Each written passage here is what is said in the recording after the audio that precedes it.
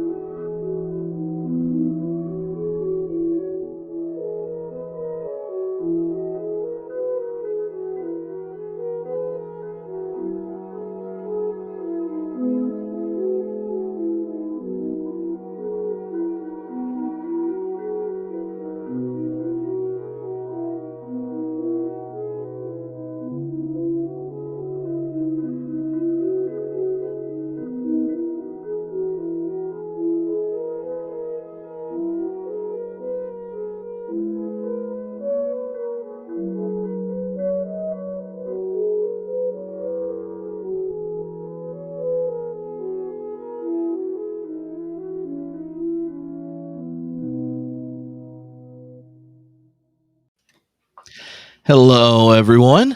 This is Trip, and we are going to have some fun, cosmic, Christological Q&A of sorts. And I'm joined by my friends Philip Clayton and Diana Butler Bass. Woo! Hey, great to be here, Chip. Just every time there's a live stream with Diana, I get excited and want to hit my Happy New Year. air horn. Well, we're in the middle of the Christmas tide liturgically, so this is the perfect time to tackle some of these questions. We've been getting them throughout the class, and the volume of super nerdy questions that have been postponed until now is high. So I've come up with a few games of sorts to bring a bunch of them together because, well, I'm going to guess 2,400 of you are only mildly interested in the very detailed questions around Whiteheadian interpretation of contemporary quantum physics. Though I have to say, I'm interested. So we're going to have some fun parts to get to some of the nerdy Christology and science stuff. And I know we're going to have fun because Diana's not going to let us use words as Of more than 3 syllables. as means of obfuscating our questions. Though I do look forward to at some point saying, "Oh, say it's 4." I just see trinities everywhere. Three syllables. But we will get to talk about the ontological priority of the future at the end. I know that's what there's 2 people that have emailed questions every week asking about Tripp and Phil discussing process in Pannenberg and the ontological priority of the future, and if the whole is primary to the part and the field of God is the world's future, how would y'all work that out? See that? I'm feeling like the end of the show is already here. No, that was just a lure. Lure, Phil. A lure for only some people. Yeah, it's a lure for those people to say, like, 10 minutes before the end, I'll ask that question, and we'll see if Diana stabs her face while we discuss it.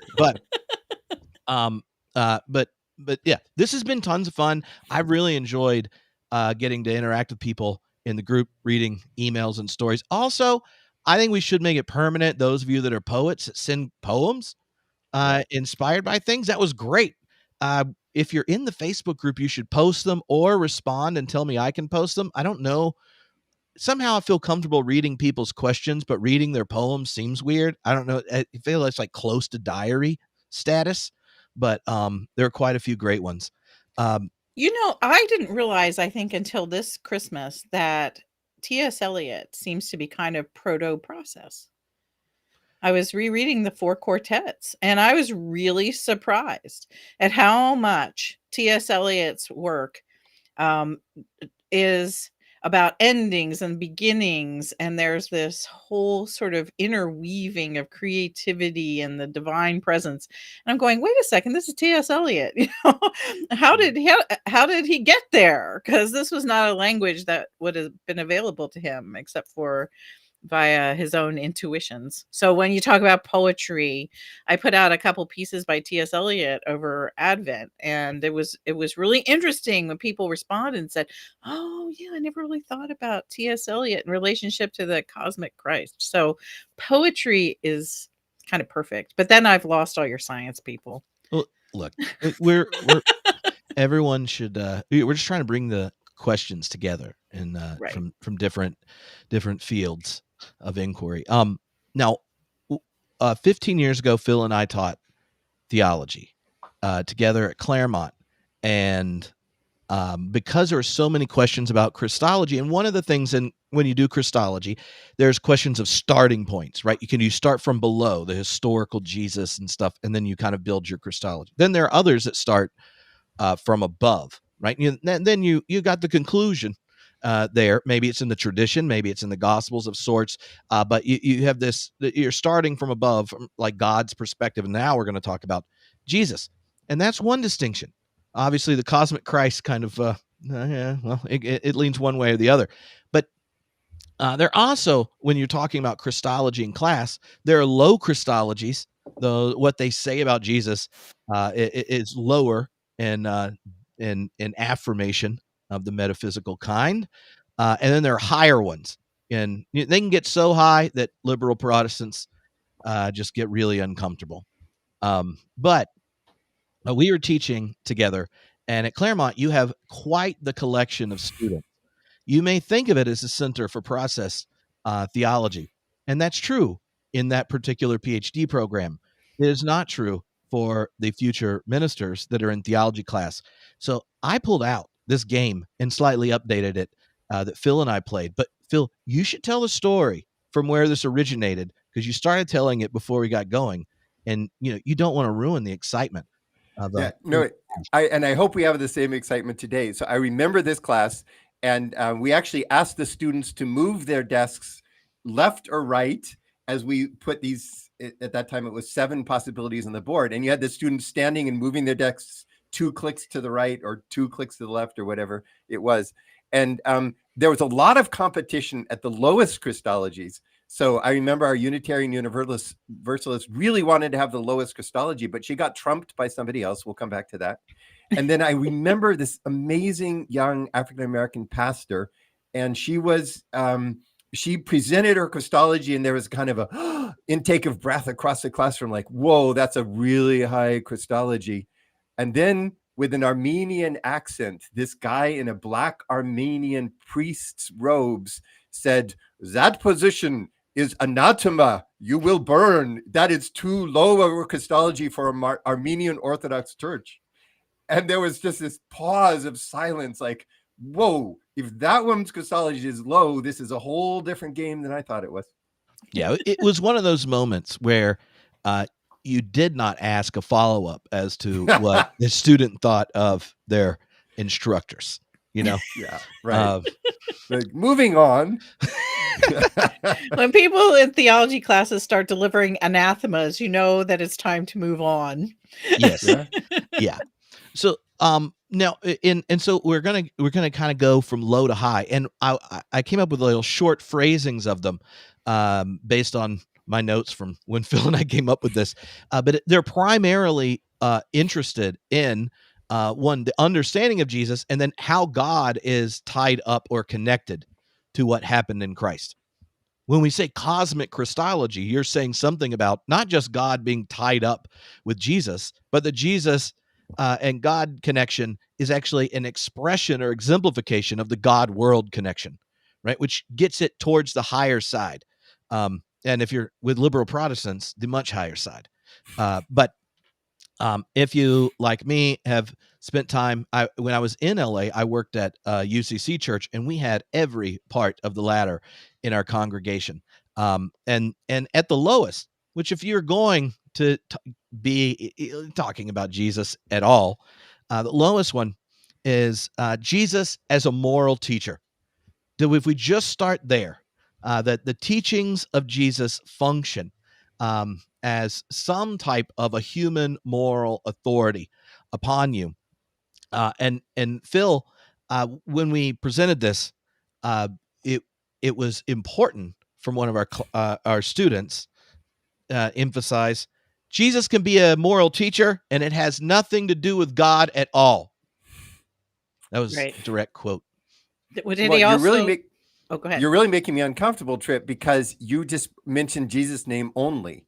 So we really need to say Jesus was one of the great moral teachers, along with the Buddha and the Hebrew prophets and Prophet Muhammad and Lao Tzu, the founder of Taoism, and Confucius, who was a great moral teacher as well. And there were many of them. And, I don't want to level them. I'll just say each person is drawn to and finds multiple of these helpful. And it's really good for our advancement as persons to listen to the wisdom of the great human traditions. Mm-hmm. And one of the things about that perspective and is how natural it is for Protestants shaped by modernity.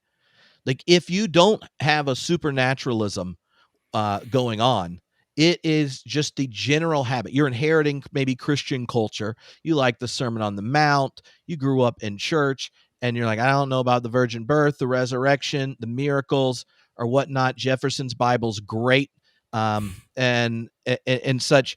But when you think of the questions around cosmic Christ and starting to think about cosmology and God, like, what are the places where if you were going to say something more, you would have to start challenging maybe some of the assumptions that we carry in our cosmic picture?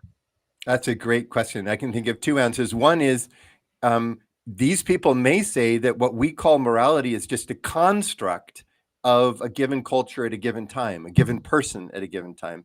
And it's just a happenstance of the universe. It's really just describing what people feel. So the first question is morality real? Does good and bad really exist at all? And that's going to maybe move us up a click. And the other one is, even if goodness is real, was it just a coincidence that some humans on a little planet in a back alley of the solar system came up with these things? Or is there something in the universe that draws us in that direction? And if you've got that, there's got to be some draw or lure, then you realize you got to move up a click. That isn't enough. Yeah. So are we going up to Rung 2 now? Oh, yeah. I don't know if we're ready yet. Oh, okay. And I think this is helpful if you, all three of us have probably experienced this, where people's allergy to anything other than the highest Christology, then they'll just lump you into this position, even if you're wanting to say more, like Phil is hinting at. I know over Lent 2 years ago, Diana and I had quite a few people a bit frustrated. They were like, if you don't say everything I want you to say, you obviously just think he's a moral teacher. And we're like, no, there's a lot there. And so the second one, and this one was inspired by Edward Skillebeck's, for all ye theology nerds. Here is that we would say something like, we somehow participate in the spirit of what Jesus did. That is a brilliantly ambiguous comment, right? And the simplistic way to say is, do you mean small s spirit or capital S spirit? So, and this position, I think, kind of wavers between the next one above it and the next one below it. The spirit of what Jesus did, small s, means, hey, he came up with some good stuff. And as a human being, he had a kind of charisma and insight and ability to teach and preach. And that drew people toward these teachings. But, it was just his particular insights, his spirit as an individual. Or if I can use the capital S spirit, hey, there was something going on that was more than just a moral teacher. And this is what makes the position interesting, though it kind of begins to pull it up to the next one. There was something about, I'll use the word God, something about the truth of the universe, something about the moral nature of the universe, to allude to a book that Nancy wrote once with George Ellis. And that was, there's something above, something in the nature of this universe. Nancy Murphy spent a lot of her time at Fuller Seminary thinking what that something more might be. So I love that position, that it goes beyond the mere moral teacher. It introduces the word spirit for the first time, but what are we going to mean by that? Mm-hmm. Yeah.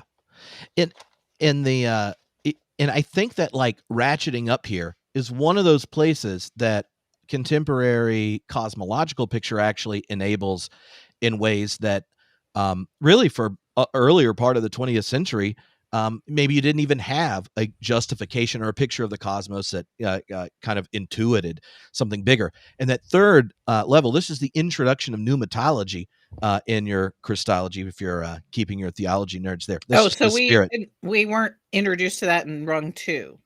Well, Depends on Not if it's necessarily. Yeah, depends on if because it's capital S or lowercase. yeah, because for example, there might be the emergence of spirit in the natural world, which means beings become consciousness. But there's no divine spirit. It's just the emergence of thought, Okay. of talk about morality, poetry, aesthetics. Yeah. Which I just did. So that third one is what Jesus did came through the power of the divine spirit, or capital S spirit, that dwelt within him. So there's something not just about the spirit of what Jesus said, did, inspired, but that Jesus expressed through his own encounter with the spirit, something of the divine. Yeah. And that's really where Christology gets interesting. I think in most of our class, that was the starting point, because we really were interested in thinking the cosmic Christ. So we wanted to tell the story of God. And I just want to point out to those of you further up the scale that if you're thinking back down the first two levels we just looked at, this is a leap. Like, this is huge that we now say, I understand Jesus' teachings and actions, whatever happened to him at the end of his life, only in connection with the Spirit of God. There is a divine spirit. Now we've got kind of a whole bunch of stuff is implied. We've got creation, right? A creative spirit. We've got sanctification, so some kind of continual draw. We've got a divine imprint on Jesus' teachings and life. Don't know if he's the only one yet, but we do know that there was God going on in Jesus.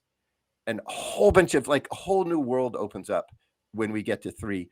That's what makes me so sad when people say, hey, either Jesus is a moral teacher or the highest imaginable Christology. Because in dialogues with human beings who are not in churches, this is a crucial moment. Mm-hmm. Yeah. I would say most of the people I talk to who are outside of the church are definitely 1 or 2, and that even the conversation we were having made certain kinds of assumptions about the nature of the sacred and the divine, and those are not necessarily assumptions that are shared by other people in my conversation circles. What's beautiful about this point, though, this is where Jews, Christians, Muslims, and Hindus find common ground. And I often will want to do long discussions or classes or talks that just work at this level and find, for example, this is where you can speak of the fellowship, the connection between the 3 Abrahamic religions. We can say we're brothers and sisters, at least at this level 3 understanding of Jesus. Jesus is in Quran, for example, as is Miriam. So this is the point where beautiful interreligious dialogue can happen, where I feel as a Christian authentically present, even though there's more up the scale that I'd want to add as well. Yeah. So the fourth one is that the Christ event impacted God, and God is present to the world in a different way after Jesus. Right, and this one is one I think the fun word I wrote down in my notes was a Christologically tinged account of the divine. Can you give us Rung 4 again in that first sentence? The Christ event impacted God in such a way that God is present to the world in a different way after Jesus. Yeah. So this is where the process nerds are jumping up and down and saying, yes, this is as far as I'm going to go. Here I stake my claim, right? Because we didn't know from the vague God language of the previous one whether the Jesus event really affected God in any particular way, or God, how much God, the divine, was affecting Jesus. But now we're saying that there's a divine who is sensitive to the world, engaged with the world, feeling the world, learning from the world, and that of that history of life and humanity, the Jesus moment had a particular special role in God, that God learned something by being incarnated, by having the Spirit of God present in this one that God hadn't experienced before. And the divine nature gained from or learned from became greater in its actualization from the Christ event than God was before. So the Question. people above are like, holding their fists and saying, "Oh, no, this is dangerous stuff." The people below are going to say, "Whoa, this is pretty ambitious." That's why the number 4 is so fun to debate. Question about number 4 to Phil. Does that preclude God learning from other kinds of characters? Might we say there was a Buddha event or some other, I mean, Buddha is, I think, the best example in human history, and that there was some way that God was impacted by Yeah, Diana, that's a that. great question, because there's a kind of 4A and 4B. There's one where you say, oh yeah, God was impacted by a number of the great teachers and maybe by everyone. But there's something about the way Tripp formulated it rightly that says God was uniquely impacted. So when we speak of a Christologically tinged theism or a Christologically tinged cosmology, we mean there's something about the Christological moment that stood out from the others. So Okay. that's the upper end of 4, and yours is kind of the bottom end of 4. And that's why it's such a complex view. And really important that not only nerds go there. I was actually asking for clarification, just because I thought there might be people with that question. And that was perceptive, Dana, because you kind of recognize there's a kind of high 4 and a low 4, if you could. Mm-hmm. You take the high road and I'll take the low road. And one of the ways that you can even see that playing out, right, is the incarnation, is it revelatory of the God-world relationship, or is it a revolution of the God-world relationship? And if it's revelatory, it can be revelatory in a distinct, unique, and particular way, right? Where we would say maybe as disciples, not just as a species or all religion or something, that it's distinct in that sense. And then there is a way where the uniqueness of the person Jesus could facilitate a uniqueness about God's relationship to the world hereafter, right? And if one of the fun things about this is we only have one gospel that's Christology's higher than what we just said. Mm-hmm. Okay, so just so everyone take a deep breath. If you and you're like, well, I'm uncomfortable with this. I don't know. I have a friend that they might have a low Christology like this, and you're like, good. It's called Matthew, or Mark, and so there's this sense that incarnation bit that kind of comes online Christologically, in number 4, is that wrestling of high 4 or low 4 is what generated the discussion about the Trinity in the early church. Absolutely. Do you think that a both and is possible between high and low 4? Kind of, is it possible to hold? I mean, here's Diana's Lutheran sympathies coming into play. Interesting. Kind of the paradoxical possibility of something being both revelatory and revolutionary at the same time. Mm-hmm. Maybe it depends on the stance of the person who's experiencing it, perhaps. Yeah. So when you try to do the both and of those, you end up separating the Jesus and the Christ in some ways. Yeah. There's lots of theology that did that separation. So the Jesus is the human one. And actually, this was declared a heresy by the time of Nicaea, right? The Jesus, and then there's the Christ principle in Jesus. And people try to navigate that one.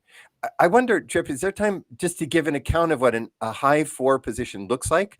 Because I don't want it to go away. People are saying, hey, like Cynthia said, I'm writing this down, but it's hard to track. Please put it in the notes for our class. I can put the 6 statements in the class. Okay, that's cool. Yeah. So high 4 says something like this. Although God is luring all of humanity, there are some whose wills, whose self align with God more fully than others. And Jesus was, let's just go with a very high 4, unique among all human beings before and presumably afterward.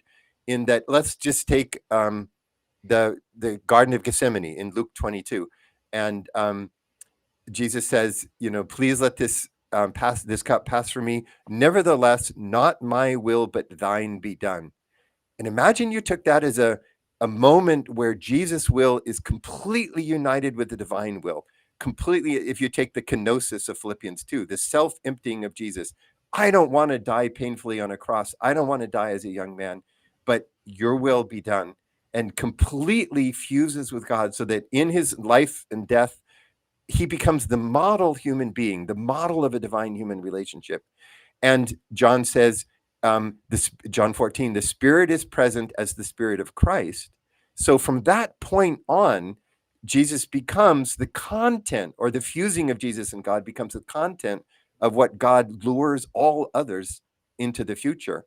So Jesus really does become the firstborn of all creation, in that he becomes the model for what God wants, how God wants to relate to the universe as a whole. I mean, that's pretty high Christology, and yet it's still only number 4. Mhm. It just, I frankly, when we get on this ground, this is when I start feeling a little uneasy. Because as I'm worried about white supremacy in this global culture in which we live, I'm also worried about Christian supremacy. And when we start getting into these higher sorts of, and I don't even like the language high and low, because high presumes better and low presumes worse, in the way that people commonly use them. And so I just really worried when we start talking about uniqueness like that, that somehow makes Christianity better than everybody else, and that we're still, even the most generous, open-minded, interreligious of us, whatever, are still saying that, well, we're sorry. This is just, this is a singular story that somehow you don't have. I mean, you're not saying it, I don't think. No, what I love about your comment, though, Dana, is that there's this point where at each point, the person says, "Oh, that's far too low. That wouldn't be a Christianity high enough to quote high enough to interest me." And at others, as we go up the scale, say, "Oh, that's going to sound like a Christian supremacy. That's too dogmatic." And they're like, just that inner, you're following your gut. And I hope listeners will feel the same way. Like at some point I'm going, oh, far too low to be interesting. At some other point, maybe I'm saying, oh, that kind of exclusivist language makes me uncomfortable. And so you just gave us a sample of how this discussion is not just in the head, that we're having huge internal responses, pro or con, as we're listening to these options. And it's really emotional for a lot of us. And huge political and social ones. Yeah. I mean, so it's both my own internal thing is I go with revolutionary and unique, and that's fine for me. And I think it's essential for the church. But then when I put that in that larger framework of the political, social, global context in which we live now, that's where where I want to say yes, and instead of just completely yes. And so that's where my qualification is coming in. Not for me personally. I'm cool. I love the way you told that story. Yeah. That's a really helpful comment. Pam in the chat asked, well, how was the Trinity revealed? And here there's a view that starts to rely on, there's implicitly 3 moments or persons in the story I just told. There's the creator God. There's the one who absolutely fuses with God and becomes the firstborn of all creation. And then there's a spirit who presences that call to a divine fusion, that call to Christ-likeness to all others in this lure. Mm-hmm. So it's interesting that everything gets integrated together in this view. We're thinking about a view of creation, about a view of the church, about a view of obviously Christ, about a view of the world. Like Christology, that's why I love this class. Cosmic Christology shows that all things are united in the position we take, high or low along the spectrum. It's absolutely comprehensive in its implications. In that tension, shows up in all the monotheistic traditions in different ways. Yes, it does, and that's what I worry about Islamic Mhm. supremacy and what we see with Jewish fundamentalism. For all of the pain and suffering that we're going through right now with Israel, a huge amount of that is coming out of these kinds of exclusivist, more fundamentalist Jewish renderings that have been growing over the last 25 to 40 years, pointed out by many of our colleagues and scholars of religion. And so that's where I'm kind of, I struggle personally, not personally as a believer, not personally as a church goer, but when I start hearing the sermons making these claims, I think to many, many, many, many people, they lead down roads of exclusion and supremacy that are potentially dangerous.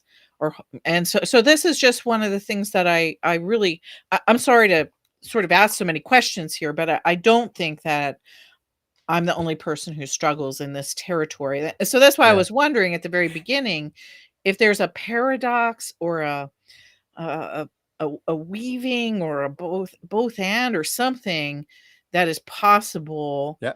here, Yeah. for the So sake of a, the world. a lot of people are going to want to hold to your question that you just raised and say, how can I not go somehow in this four range? I'm finding my home, but I'm having trouble putting the pieces together. I just want to suggest that we can learn a lot from our theistic brothers and sisters in other traditions. So nuanced expressions of this are occurring in contemporary Judaism and have since Moses Mendelssohn launched Reform Judaism in the 1770s and back to rabbinical tradition. Muslims are debating this in a major way as people understand the Prophet, the status of Holy Quran, and Islam in the world today. And in India, Hindu nationalism, PJP party, is linked to a Hindu theology. And a more inclusive, like Gandhi approach to other religions is another brand of Hinduism. So we could learn a lot from the way that they navigate this tension that we've just discovered in level 4. Yeah. Well, and I think that this was always the promise of liberal uh Protestantism and modernist Catholicism, which I think are poorly understood and often not seen in their larger sort of theological development arcs. Um, so anyway, yeah, I these are good. Thank you, Phil. I appreciate this. I appreciate this discussion very much. If we go back to the first week, the two places this shows up in in the opening lecture bit is, I mean, all monotheistic traditions have the scandal of particularity, right? After, if you just take the biblical narrative straightforward, after the Tower of Babel, Right. God talked to a specific people, and it was the investment in a particular people with a particular vocation that then generates the universal horizon of blessing neighbors and immigrants and such. And so that's the covenanting mode of enactment generates a particularity that is increasingly uncomfortable when the particulars are no longer the minority and minority religion or the underside of history, but the one shaping it with a nice military industrial complex.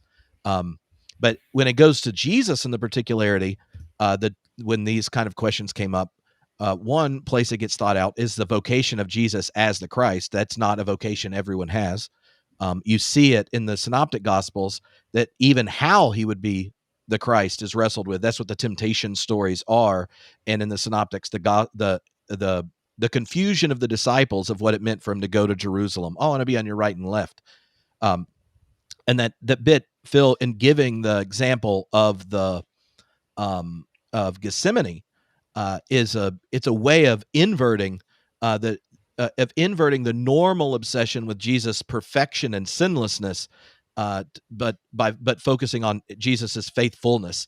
So, in some sense, Jesus's own faithful agency of the divine call, right, like gives expression, materiality, enactment to a call that's there.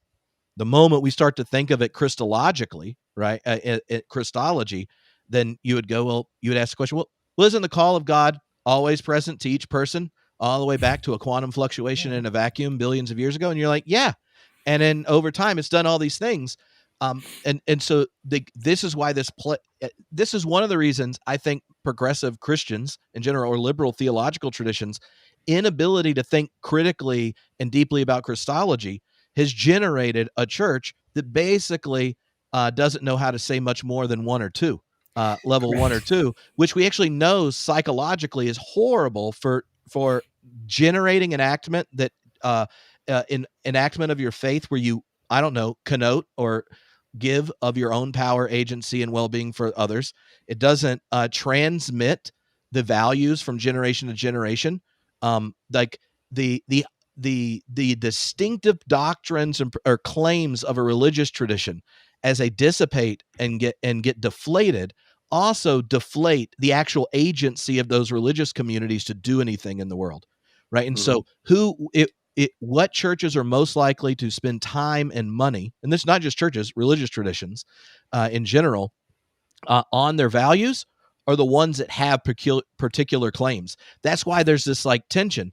And that's why I wrote a very boring book for a dissertation telling other liberal Protestants how they should go process and update their Christology. But I think we have talked about this on several occasions. oh yeah, well, you know, Diana, there's just something right around that third time you write a book about Jesus, you're always excited.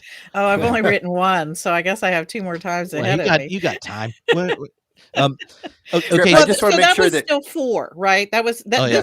This was well, wow. I can, if anybody wants to have fun, there's an adult ed series for you right there. Oh yeah. Yeah. It's not hard. It's not even hard to get Trip to show up on that Zoom. It's like, Yeah, I know. well, can Hey- you come do this, and then it's like, do you want to talk about Christology? All right.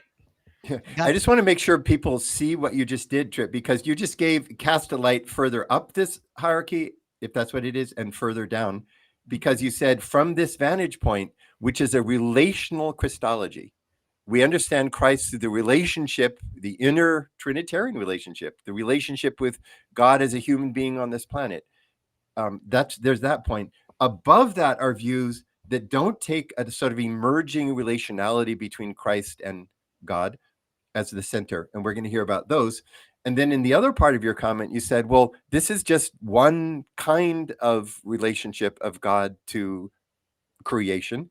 Somebody said, oh, Pam, God's calling equals God's gravity. So looking down to the more simple kinds of divine lure, it might just be the lure that creates natural law or the lure that creates biological creativity. And that would not sound very distinctively Christological. And that's what's really interesting. You can look up to the more exclusive definitions or down to the broader definitions, or maybe as Diana tried to do, we can integrate them all together in some way. Well, I do love the fact, Phil, that what you just pointed to and building on what Tripp pointed to is in effect the dilemma of 4A and B is at least clarified by the idea of which relationships are we working out of. So if we're thinking about the relationship between the Christ event and other prophets or other world religions or the larger global cultures in which we live, then we might want to say, well, the Christ event, that this thing is revelatory. But if we're looking at the ecclesial life and sort of the theological reflective life of the church, the liturgical life of the church, and which you pointed to really clearly, Phil, that might be the revolutionary piece. And so that's a whole different set of relationships. That's a set of relationships with a tradition and with communities over time, and a set of relationships you commit to through baptism. Whereas A isn't baptism dependent or even ecclesially dependent, but for B, you begin to move into that territory. It's really interesting. You've just recreated that fundamental Christian distinction between a general revelation. It's in the beginning of Calvin's Institutes, for example, to all, he who has eyes to see, let him or her see. On the other hand, the special revelation in Christ. And Christians have struggled to bring those together. In some accounts, they just are very, very far apart. And you've just kind of reintroduced that distinction for us. I think the category of experience is just so important in thinking about Christology, and it's one that's really absent, I think, 90% of the time. And so much of Christology really does depend on where we're situated personally and what the series of relationships are that are mattering in any distinctive conversation or community that we're involved in. And so I'm not relativizing it, but I am situating it and situating it within human experience. You know, you guys, our hymns do the same thing. I was just thinking about how great thou art, because it starts with this incredible nature verse: wind through the woods and forest glades I wander, consider all the worlds thy hands have made. Then sings my soul, how great thou art. But the later verses are about Jesus' life, crucifixion, death, and resurrection. General, Right. specific. Yeah. I got caught on 4 syllables by Oh, Cynthia in the comments. watch out. I'm not. I guess it means me and Phil get to use one later. Just Well, want we to. better move to 5 or Yeah, else we're going to and be now this talking one, forever. number 5 is the one when Phil gave a lecture implying such at Claremont that triggered his fellow faculty members. 5 is the Christ event was not just transformed God, but was taken into God. This is one where the kenosis of Jesus becomes the kenosis of God. Yeah. So this is the kind of view that process thinkers love. They love to recognize that though God was a potentiality from before the creation of the world, God also becomes actual, just as we as persons go from potential states to actual states, potentially being good or awful to actually being good. So also the divine is learning and growing. Incarnation is essential to the very being of God, according to number 5. And God is the incarnate one. Now you can speak of Jesus as fully God and fully man. So you can get Nicaea in at level 5, but not before. And some of the other creeds. Be interesting to think through the words of the Apostles' Creed, and could it be interpreted at each of these various levels?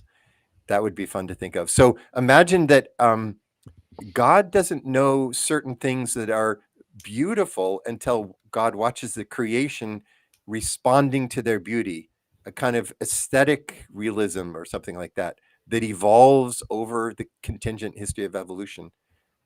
Think of moral. Maybe God doesn't know that slavery will turn out to be wrong until God watches the growth of humans, and that this is killing to the selfhood, the personhood of those who are enslaved by others who would take away that.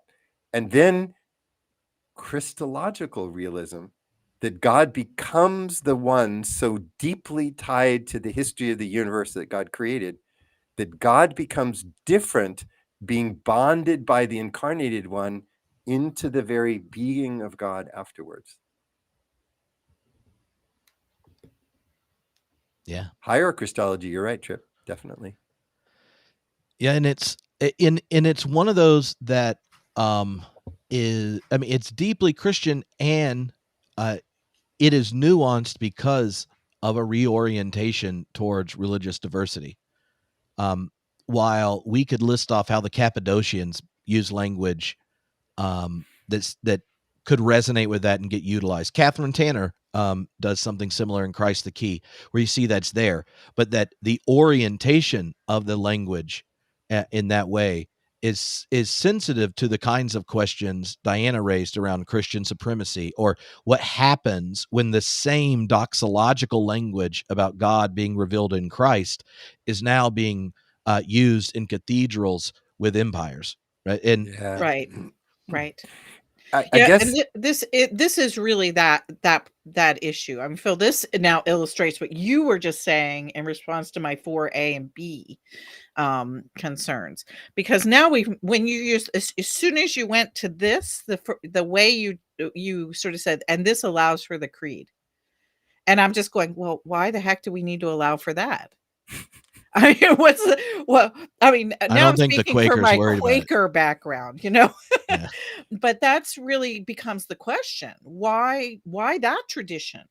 Why do we have to make room or justify or apologize or explain or, theologize around that idea, that Jesus is fully God and fully human?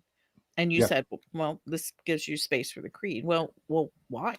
What I love about the exercise that Tripp is leading us through is it helps us understand others whose views are far from ours. So there may be hundreds of people on this pop-up class for whom the creed really does matter. And Mhm. a form of Christian belief that contradicts the creeds makes them very uncomfortable, which makes me recognize that at the top of 5, there's a transition. And I just want to signal it. And then I don't know what Tripp's going to read for number 6, but there's a way in which God wasn't this certain way and is transformed by the Christ event in a permanent way. There's another view that said God was always implicitly that. It was always in the nature of God, even before creation. God was fully Trinity. And that it becomes manifested in history at some point, but it's not actually ontological, 5 syllables, ontological transformation in God. It's a manifestation of who God always was. And we could get really nerdy on this because Karl Rahner had something that came to be called Rahner's rule, which says the eternal nature of God, the immanent Trinity, and the manifest nature of God, the economic Trinity, have to be identical. When Wolfhart Pannenberg decided to affirm Rahner's rule, he broke from the process movement, which he'd been really positive about before that, said, nope, it has to be eternally in the nature of God to be this one. And it doesn't just become that God was deficient in actuality and then, let's say with the resurrection or something, becomes fully God. But Okay, now I think we're pushing the boundaries of 5, aren't we? so Rahner your view is more dependent on what Rahner said in that sense, or closer to. No, the full view that we're talking about as Tripp introduced it doesn't accept Rahner's rule. God's Oh, becoming, something happens within God that wasn't true before. But for Pannenberg, and I think we're going to see some of the others, we have to say God is eternally 3 in 1, eternally giving God's self to the world, eternally taking the world back up into God's very self through Christ. But let's find out where Tripp takes us. oh, can I ask just one or two more little Yeah. questions here? So can I ask you? I mean, well, do you follow Rahner's rule? Yeah. So I did as a student of Pannenberg. When you hear it in German, it's really persuasive. Plus, the sentence takes 2 minutes to say. And so you just say, this has got to be profound. And in my early publications, I defended that rule.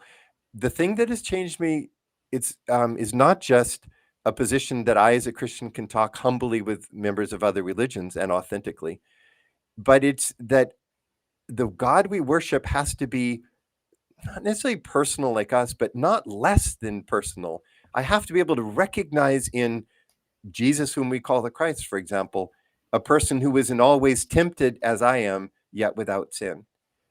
And if I lose something that seems like a viable understanding of the personhood of God, I have troubles with worship and connection and many other parts of my faith.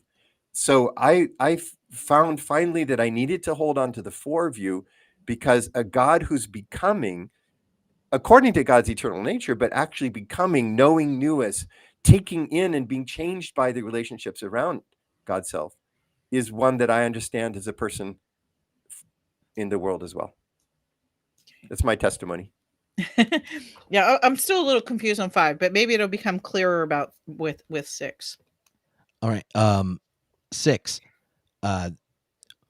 What Christ made present to the disciple, but you could ratchet it up to the church or ratchet it up again, the world, is made present today through the Spirit of God. This is the first level where you don't have to cross your fingers when you say resurrection, because it's a spiritual resurrection. I mean, you don't need the physical resurrection debate to be here. But what but God was expressed in Jesus, is then received to God, and that reality is made present to the disciple at one level, and then you can ratchet it all the way up to the church, to the world, depending on which theologian is working with it. But this was the one in class where the liberal Protestants in the room got really uncomfortable, and Phil told them, "Well, the people invented liberal Protestantism. This is what they thought, right?"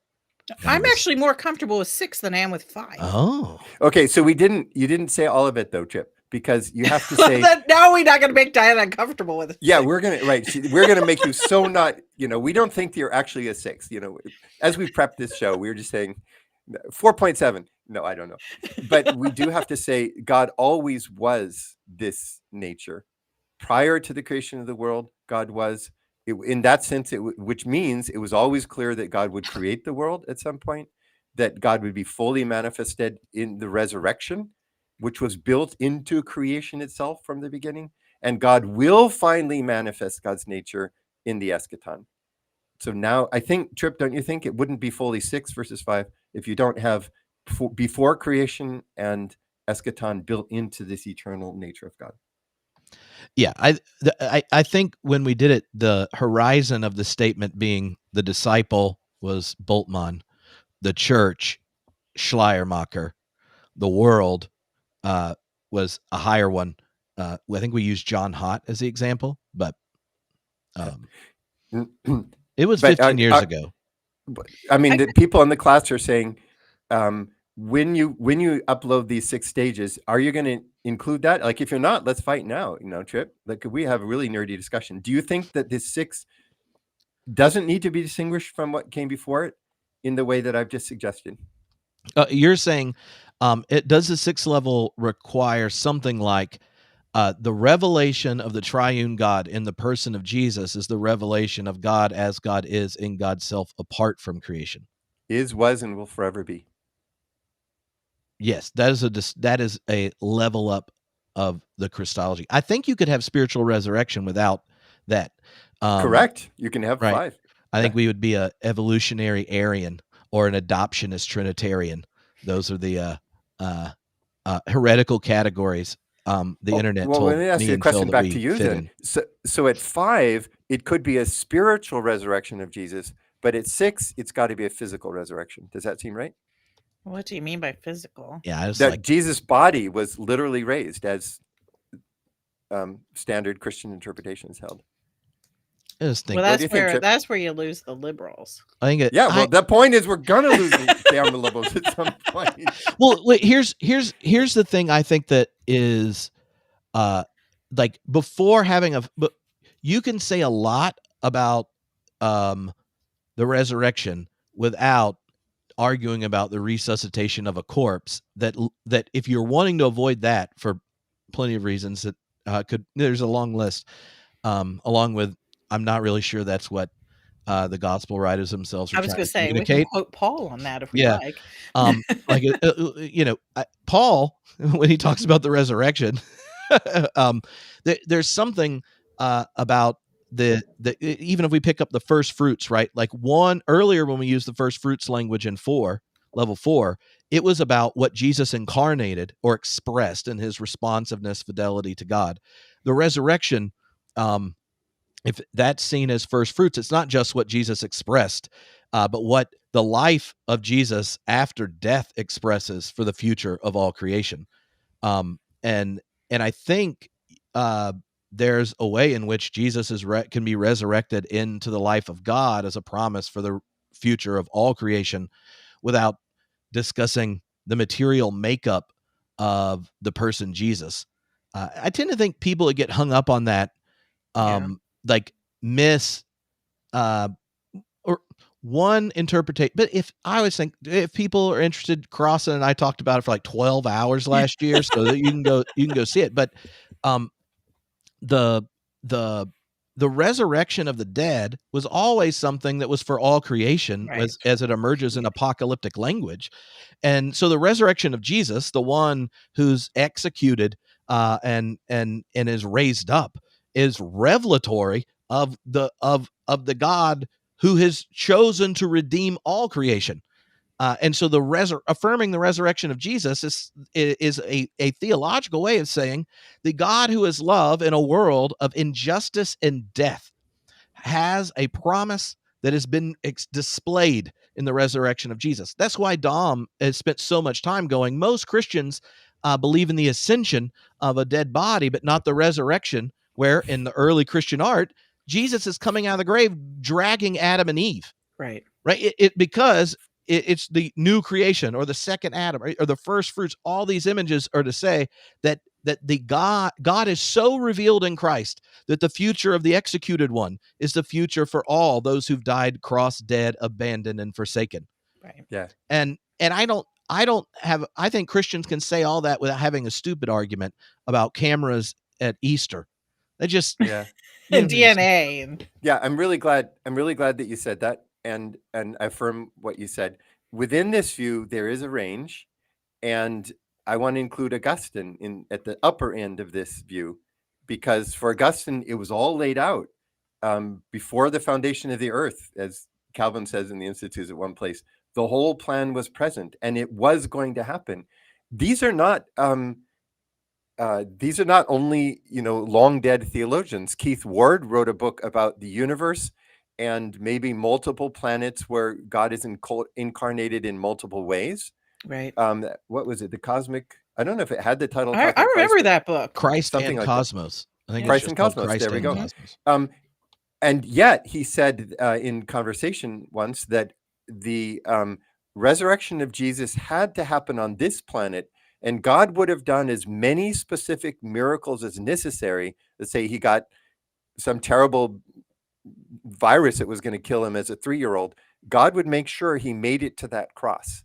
As the moment of the incarnation, crucifixion, death, and resurrection was already pre-built in.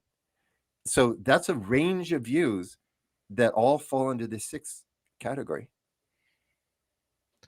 It's one of those. It's one of those places where you can see even what it means in the Gospels and in the letters of Paul is varied, right? Like one of the maybe only Paul's theology nerds. letters are very varied. I think that Yeah. the diversity of Paul's own thinking is something that's vastly overlooked by churches. Yeah, Paul does not have a single idea in his head that he never revises. That's why there's like 500 episodes of Homebrewed you can't get on the internet anymore.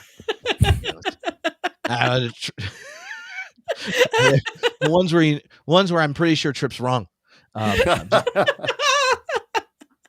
you use the phrase right before the foundations of the earth, right? If we're thinking cosmic Christ and you're taking modern cosmology seriously, I think that's one of the reasons someone would part ways with Augustine, Aquinas, that vision time differently. Not because you want to say God hasn't been expressed in Jesus, but God has been expressed in Jesus in this cosmos that is evolving.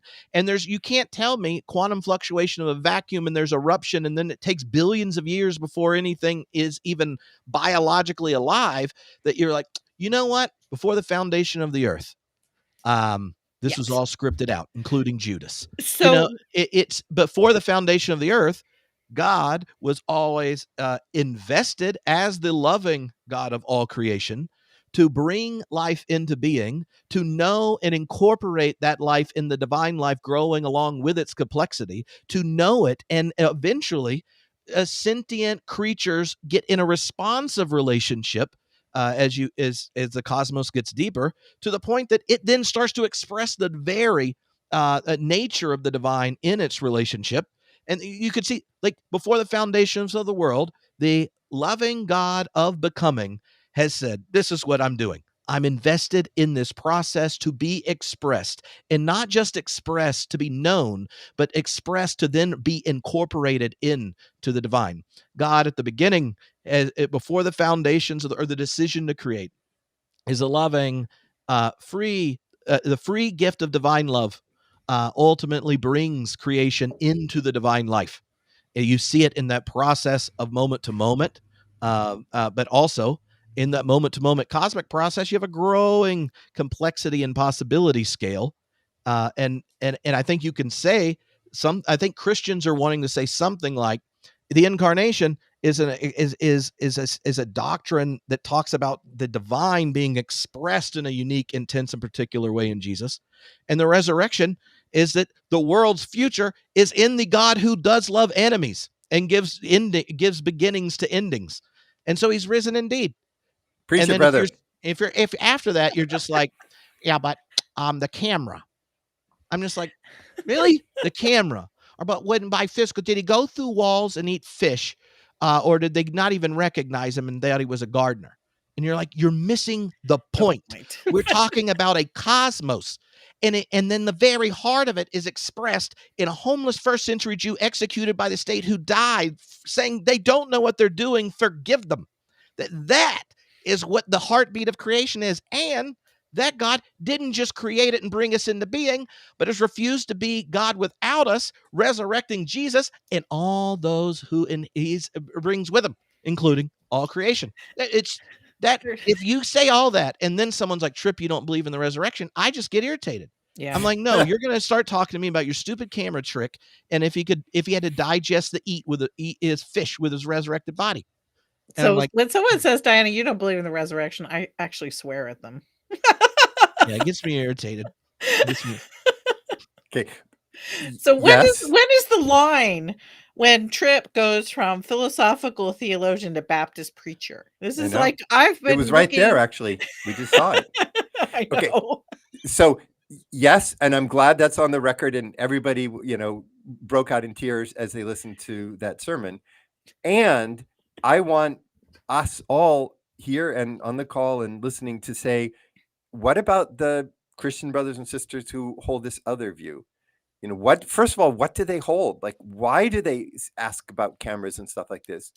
And it is that there are two things, I think. It's the timelessness of who God is, yesterday, today, and forever, New Testament says.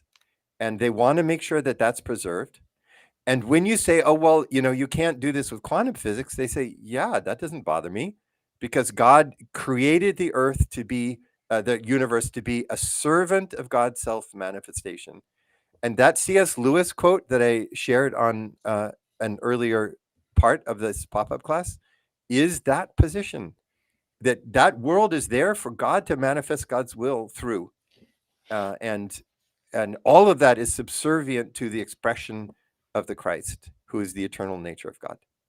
So it's interesting to see why some people disagree with you, Tripp. Yeah. And this is actually going right around the territory that, as both of you are explaining 6, so here I'm a historian and I'm just kind of sitting here listening. And the main question that I had the whole time both of you were talking about 6 is, well, what is time anyway?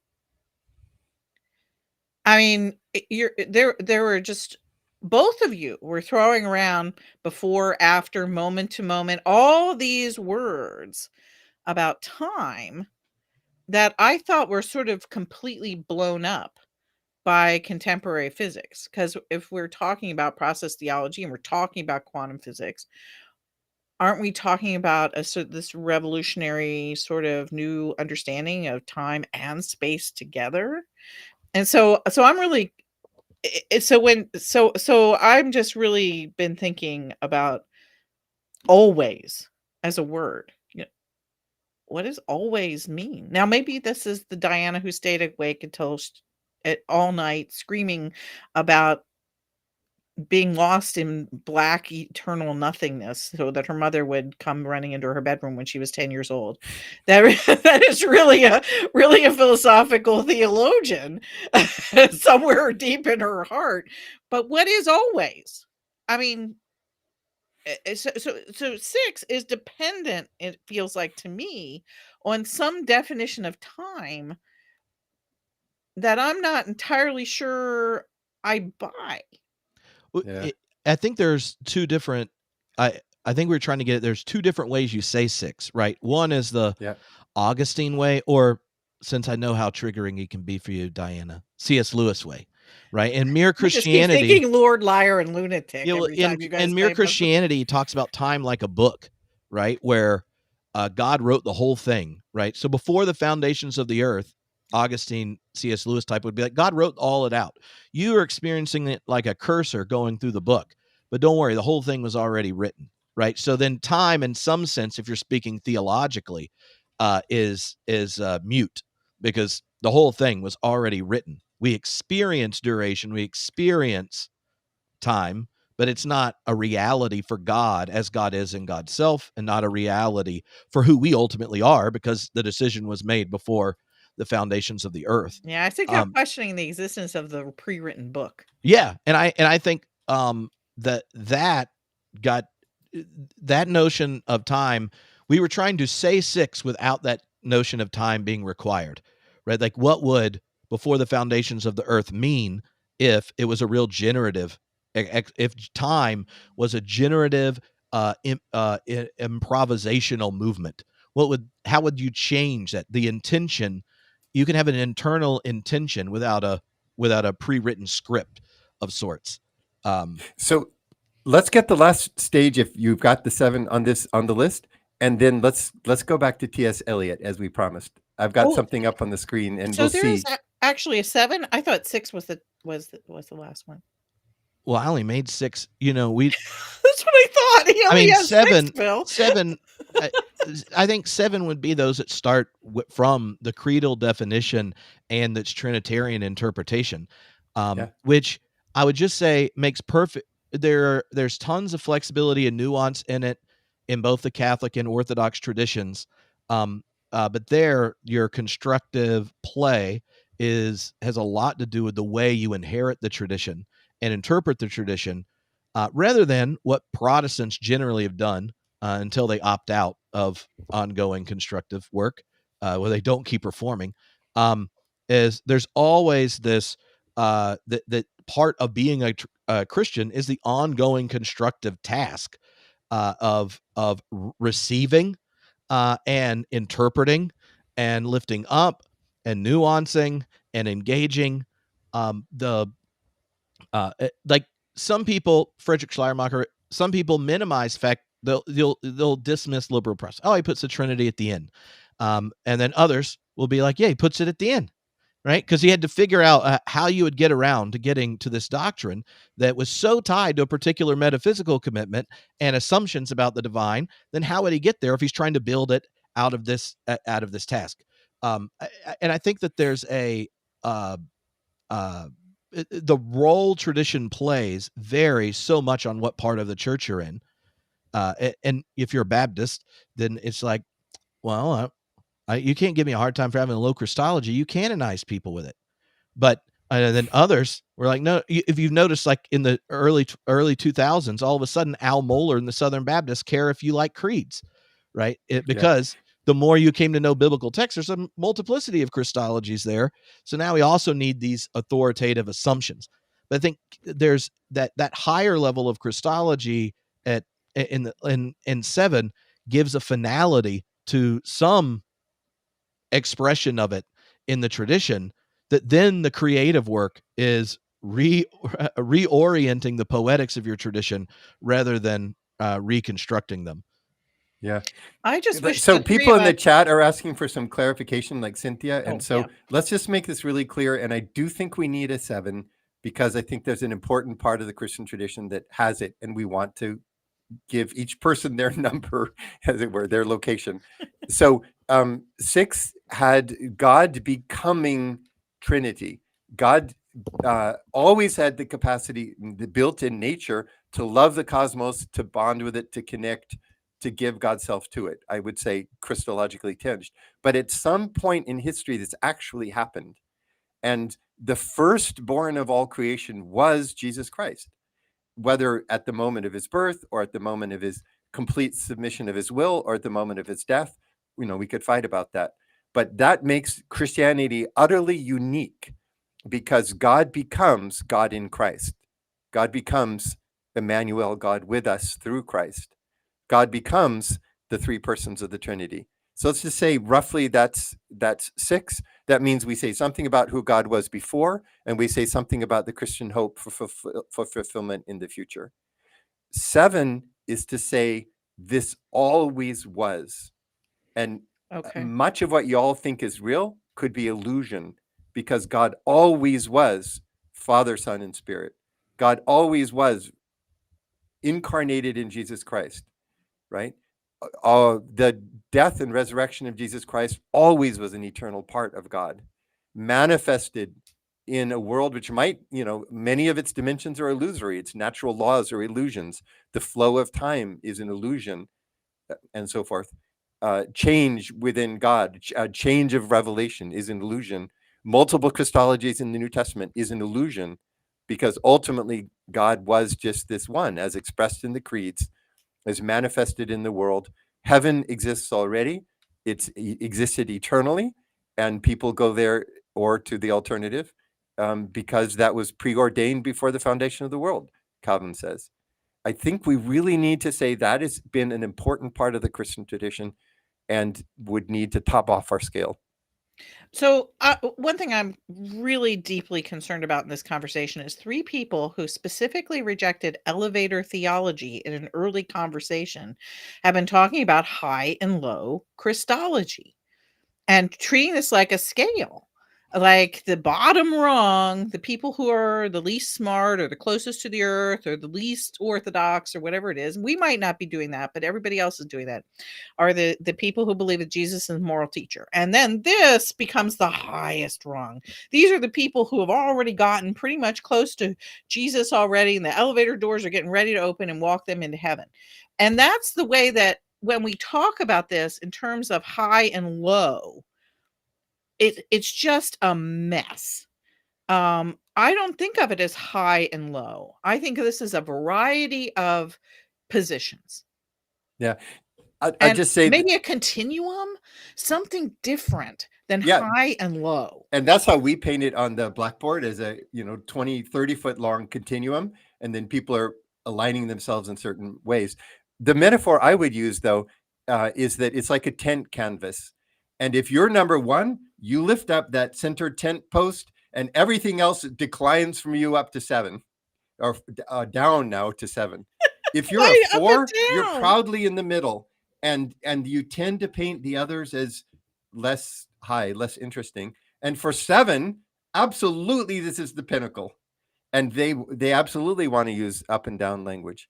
But I don't know anyone who doesn't say, "Oh yeah, the place where I stand, that's really the best one," and I can see all the others diminishing into the distance from my 2, 3, 4, 5, 6, or 7.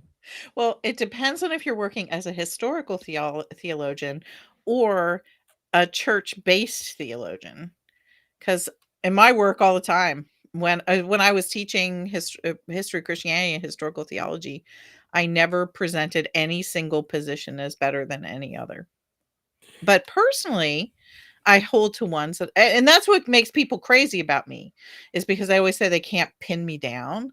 It's because, well, sometimes I'm talking like a historian, giving people information, the broad sweep. This is this, all this stuff. And then occasionally I will let the cat out of the bag and say, well, this is the one I happen to believe, but I don't think all these other people are going to hell or anything else. Yeah. I guess I'd have a double appeal as we move on to whatever Trip has planned for us next, is that In the 5 minutes we have left. to locate yourself is crucial. If you are taking on the name Christian or struggling with that name, to be able to say the kind of Christianity that would draw me would be the following kind. It's not a spectator sport. For those who use the name Christian, we have to sort of say, "Here I stand, I can do no other." And I think we can do that anywhere from 1 to 7. And the second appeal would be, please do it with humility, because it's so easy to take your extreme liberal view. I've met very proud Unitarian Universalists who say this is the only right way to do it, and everyone else is just completely wrong. Mm-hmm. Through each of the various points I've seen presented in a triumphal fashion. And if we could do that with humility, to recognize that others have come to different places, and that doesn't make them idiots or morally inferior. And it seems really difficult in discussions of Christology to bring that humility to one's own views. Even though I say of my view, "Here I stand, I can do no other."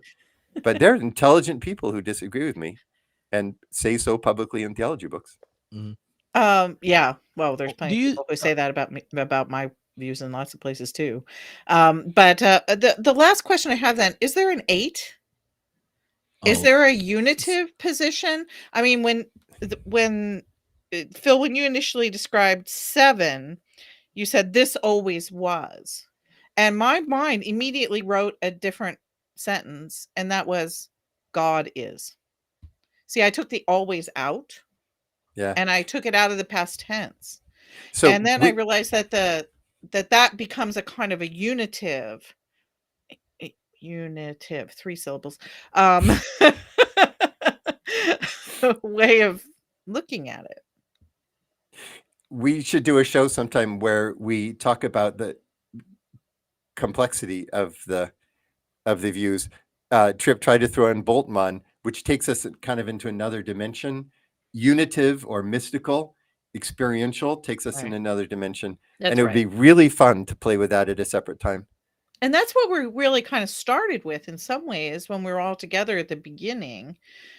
And we have talked about the complexity of this all the way along and the mystery of it. And I've really appreciated the clarity of this, but there is also real questions at the end that there are answers that I feel like I've gotten by going through this, where process fits better and clarifies a whole bunch of stuff. But then I have these other questions like, what does the word always mean? And where's the unitive moment? And can we take it off of anything that resembles a scale or a hierarchy? And can we remember that Jesus was human, not just a man? So those are my 3 questions. So can we end this with a little poetry, Tripp, and wherever you want to take us afterwards? yeah. One thing before the Yeah. poetry, because this will not be as exciting. I would just say the language high and low is what's normally used in Christology textbooks. So And it high and shouldn't low. be. And the reason is that from most of church history, from the time we had councils, really until modernity, the like 98% of Christians and most of the theologians would have all been in category 7, and no one would have thought there was another thing to disagree about. That's right. And so one of the reasons I find it helpful is, especially when teaching, is to demonstrate we should actually honor the fact that most of the Christians throughout church history that have nourished any of their beautiful lives, the lives of the saints and all this kind of stuff, were nourished by a Christology that I find impossible to hold and use my brain. And so, but they are our ancestors. It is part of the tradition. And there are Christians in my city that are more faithful disciples of Jesus that have nonsense, from my perspective, Christologies. And I'm just like, this is wild. And I think that the same thing's true, right? When and this happens when you become friends with people and then they're in your class and you realize that they might be the most active in their Unitarian church, doing beautiful things in the community, and ignorantly close-minded about the possibility of someone not ultimately agreeing with them. And you're like, but no, like there's this whole scale. And so I think the high-low thing is in part that until the Reformation, the debates were like what we mean by high Christologies, essentially. And then and after modernity, the advent of historical consciousness, engagement with pluralism, all these other kinds of things generate different orientations and questions that for some, it's how do we include them within our articulation of Orthodox credal Christology. And for others, those questions and challenges actually necessitate, if we want to give in like an integrated and integrity filled account of what we've experienced in God, we actually have to rework things. And so there are the other possibilities opened up because disciples, people that are if we go back to the opening talk, the existential register of the person Right. is, I'm a disciple of Jesus. Yeah, some of us might begin from below and build up our Christology. Others might begin from above. But if you're doing Christology, it's always from within a community where you've oriented yourself Right. Towards Christ. And so you get these distinctions. I just worry about the high-low language, not because of personal taste, but because of the historical implications of it. Because of what you just said. 98% of Christian history has and the story has been controlled by people in 6 and 7. Certainly in 7. And what basically you could tell a history, and I have done this, you could tell the entire history of Christianity as a story of the people in category 7 burning the people in categories 1, 2, 3, and 4. And so it's not just Diana's irritation with certain kinds of language or what I think is an issue of, like I said, theological taste. It is actually an issue of justice, is how we name these Christological positions and how we think about them. Because if Christians center their I can't figure out, or I might be able to figure out better after today's discussion because Phil explained it so well, how we can maintain a 6 or 7 position with the history of Christian imperialism that became implicated with racial hierarchies and gender hierarchies and economic hierarchies and political hierarchies. And so as soon as we start talking about high and low Christologies, it's very difficult for me as a historian to get to a new place knowing the history of what the 98% has been. And it's been lousy.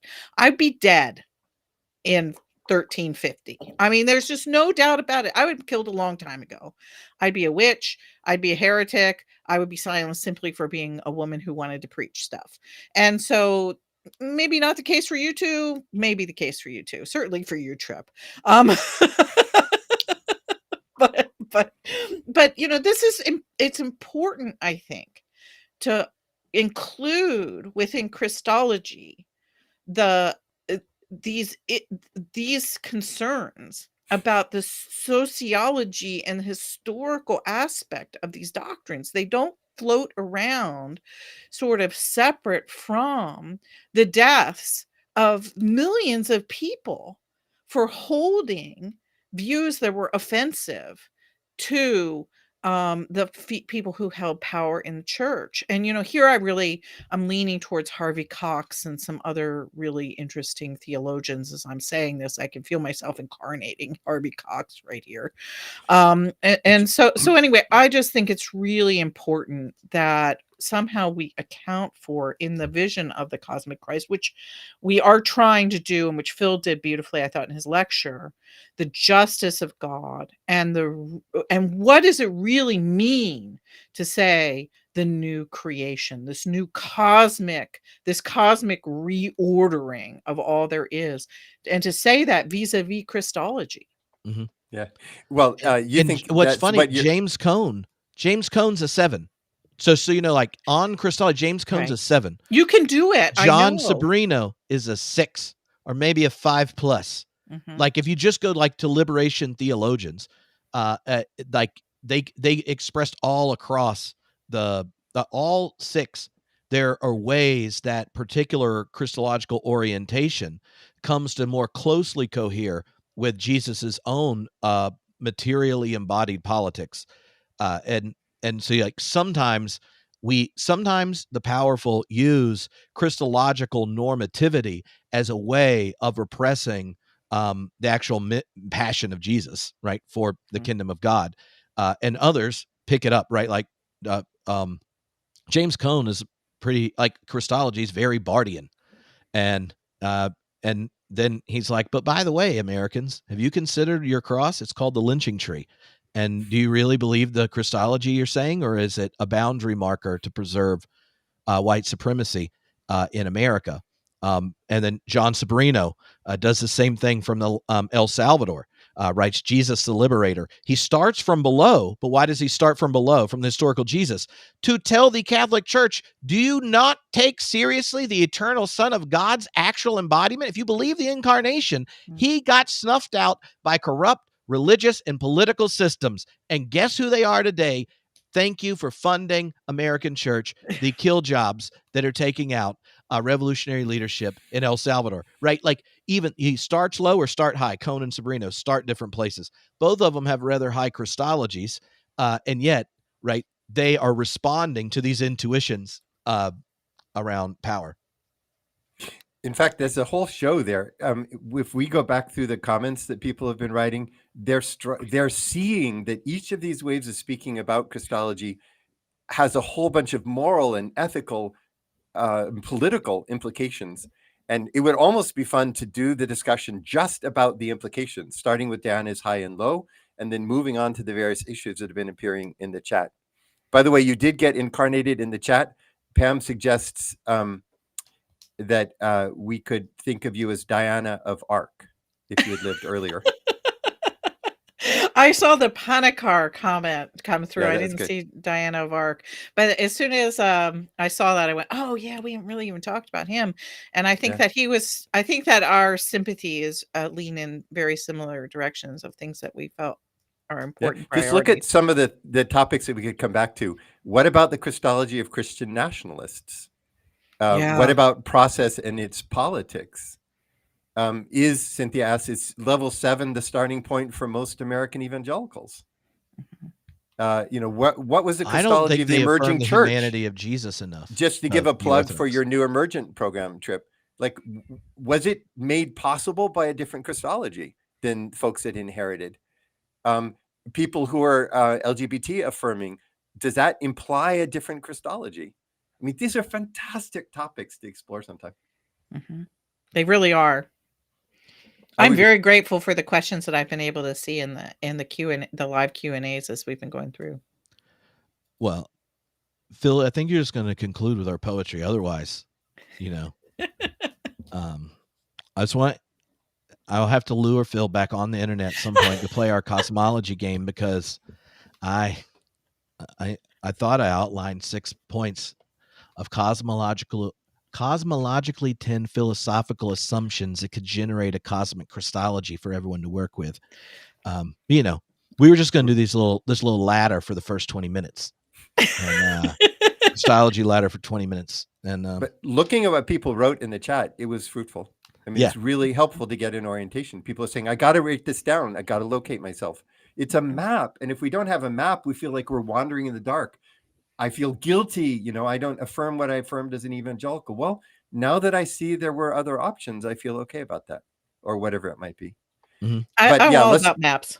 Yeah, let's do the more nerdy show at some point. That'd be totally fun. But I think it would be super cool to end with poetry, with aesthetics, and with a sense of that each of these stages in the ladder is a way of being in the world. It's a way of understanding our faith incarnated within the world. Diana said right at the very beginning, T.S. Eliot, wouldn't he be a kind of process poet? I thought that was true.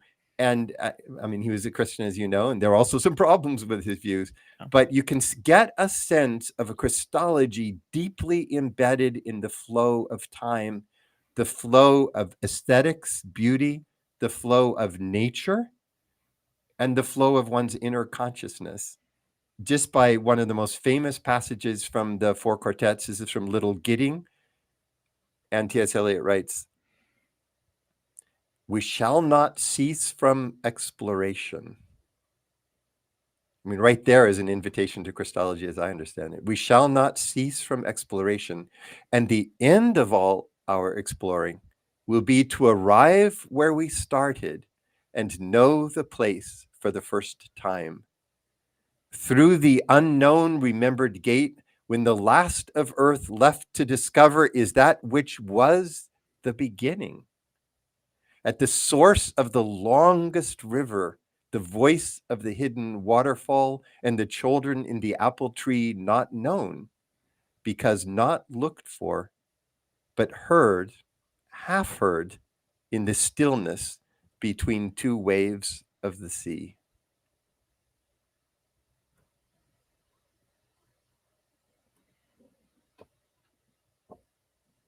Well, all I can say is poets explain time better than historians and philosophers.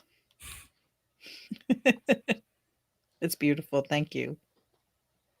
All right. Well, thank you all for hanging out, being a part of this. And Phil and Diana, it's always a joy to hang out with either one of you, but together it's even more fun. if those of you that have been a part of the whole class come up with other reasons that I can get them both on at the same time, let me know, because this is good. And if the topics are broader than just cosmic Christ, we might get stories from undergrad. I don't know if they have yearbooks or something from those days, just to see pictures and such. Who knows what's going on. But until I get to introduce you both as you're indoctrinated into the Westmont Hall of Fame, then just They will never have us back. I mean, you say that now, but remember, the resurrection puts on the horizon for all of creation ultimate divine participation. And at the eschatological banquet, when God is all in all, you too will have your day at the Westmont Historic Alumni Association, gratefully having parted ways with certain narrow elements to embody and invite people into the deep cosmic reconciliation that's at the heart of Christ. So we all look forward to that. And when ones and sevens join hands and embrace. yeah. And they hold it up, and all of them look, we didn't understand how we got here, but we sure as hell were annoyed by all these fours over there. Is that the eschatological horizon when Phil and Diana get invited back to the Westmont alumni banquet? Yeah, obviously. Yeah. Sevens and ones embrace.